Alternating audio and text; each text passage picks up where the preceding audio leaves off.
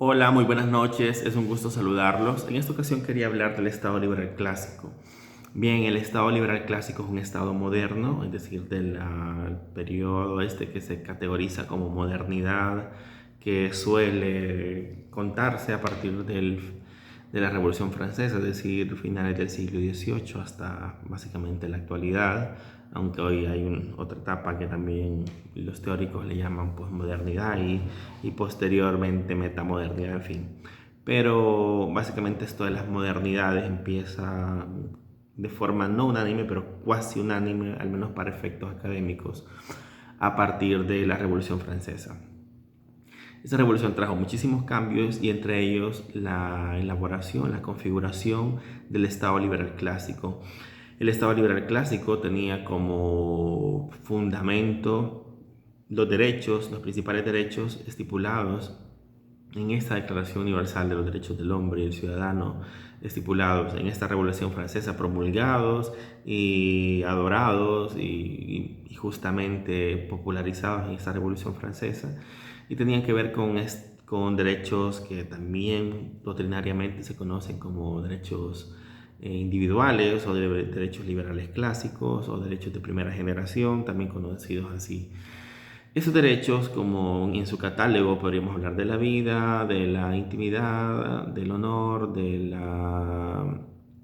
la libertad, de incluso bueno, la libertad en muchas de sus vertientes, como libertad de expresión, libertad de pensamiento, libertad de culto. Estos derechos tienen una característica y tiene que ver con la forma en que el Estado cumple su goce. Es decir, el Estado cumple con el goce de estos derechos a partir de la inacción. Es decir, cuando yo me adscribo a determinada religión y la practico, independientemente cuál sea, la forma en que el Estado me garantiza ese derecho es, desde el punto de vista público, no interfiriendo en mi actividad, es decir, no prohibiéndome el tipo de ceremonia que pretendo hacer, el tipo de actividad que pretendo hacer a partir de esta iglesia o a partir de esta religión que estoy practicando. Entonces tienen esa característica de acción por omisión, básicamente, es decir, actúan no haciendo, garantizan respetando, es decir, no coaccionando ni interfiriendo con el goce del derecho. Esto es casi una característica muy popular en el caso de los derechos de primera generación o liberales clásicos. Igualmente, el derecho de libertad de expresión. Obviamente hay libertad de expresión cuando no hay una norma jurídica penal que te castiga cierto tipo de ideas, cierto tipo de comentarios, cierto tipo de posturas, o libertad ambulatoria, cuando no hay ningún tipo de régimen que te prohíba cierta entrada a ciertos lugares, o efectivamente la cárcel, la vida, por ejemplo. El Estado en principio la garantiza no interfiriendo, no coaccionándote, no torturándote, no lastimándote. En ese sentido, pareciera que el Estado actúa.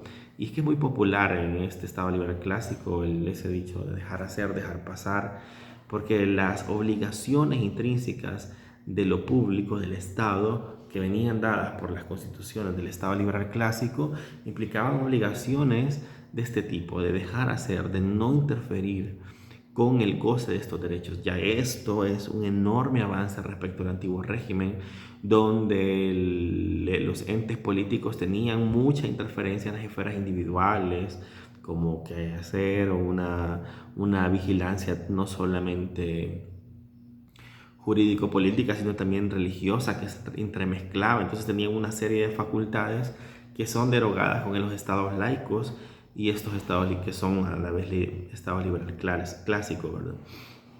Entonces todo este goce de derechos implicaba en gran medida una no actividad. Claro que hay posteriormente una serie de instituciones que se crean y que implican erogación y actividad para garantizar muchos de estos derechos, por ejemplo, un registro público de propiedad, etcétera. Pero en principio, estados liberales clásicos cumplían su función con el respeto, es decir, con la no coacción del goce de los derechos. Esto fue preponderante en estos estados liberales clásicos, básicamente a finales del siglo XVIII hasta mediados del siglo XX, 1940-50, casi. muy pegadito por ahí al final de la Segunda Guerra Mundial.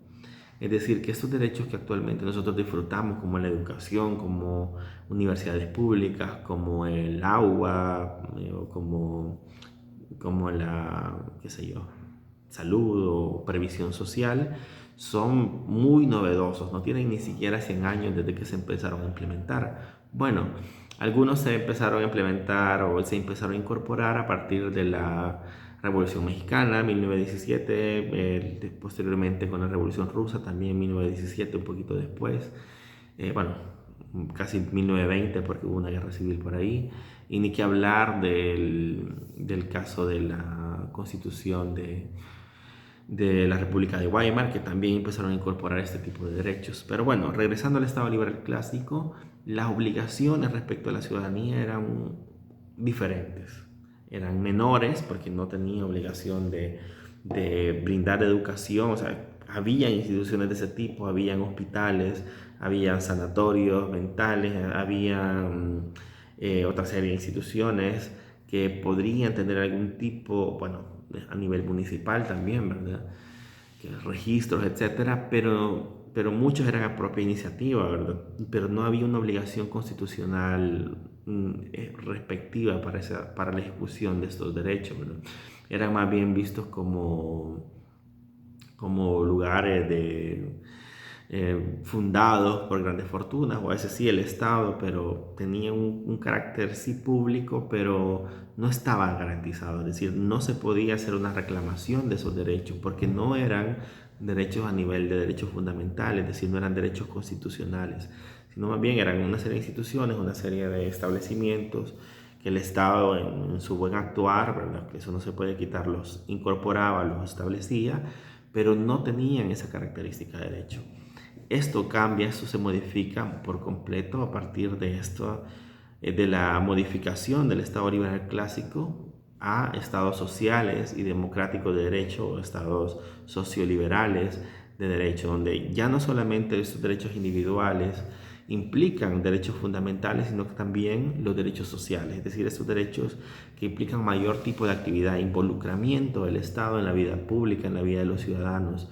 Ya es necesario poner hospitales, ya es necesario que al ciudadano se le dé un tratamiento de usuario, un tratamiento de no solamente del pordiosero que llega y viene a pedir algún tipo de atención, sino que de ciudadano que a partir de sus impuestos tiene derecho a la salud y al mejor tratamiento posible. Entonces todo eso es modificado con el Estado social y democrático de derecho. Para cerrar, el Estado liberal clásico lo abrazamos, ha sido fundamental, ha sido una grada del escalón superior, ¿verdad? Respecto al antiguo régimen, ha sido necesario y tanto, y sigue absolutamente vigente. O sea, esos derechos nunca los podemos dar por ganados porque siempre pueden haber regímenes o pueden haber peligros que los pongan ahí en entredicho. Entonces, el Estado liberal clásico no es contrario al Estado social y democrático de derecho, al contrario, lo incorpora a él, porque el Estado social y democrático de derecho incorpora toda la carta, todo el catálogo de derechos individuales a su elaboración, es decir, a las constituciones modernas como la salvadoreña. Los derechos individuales, que son derechos fundamentales, están incorporados, claro, y aún mejorados, ¿verdad? Entonces, no hay que renegar del Estado liberal clásico ni ese periodo, sino que verlo como una evolución natural, una evolución importante para, para la incorporación posteriormente a los estados socioliberales o socialdemócratas actuales. Bien, esto sería un poco del tema del Estado liberal clásico. Espero les parezca interesante y nada, saludos.